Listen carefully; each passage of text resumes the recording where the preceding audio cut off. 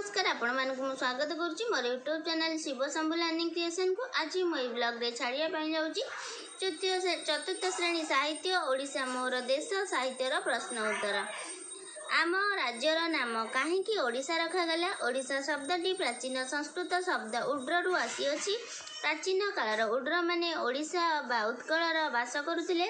उड शब्दरु अर्थ कृषिजीवी। ओडिशा कृषि प्रधान राज्य अटे, तेणु सेमानंकर संस्कृति और भाषा आधार रे आम राज्यर नाम ओडिशा होइछि।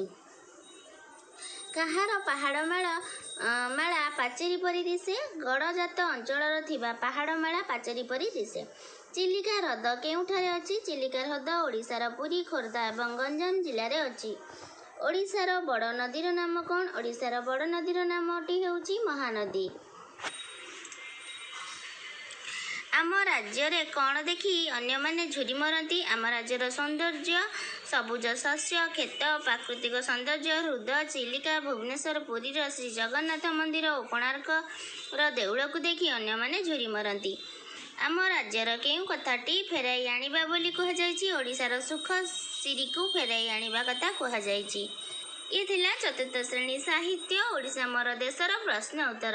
पिला माने तुमको जदि मोर चैनल टी भल लागुची ताहले चैनल टी को लाइक, सब्सक्राइब, शेयर करिया को भूलिबो नाही। रहउची नमस्कार।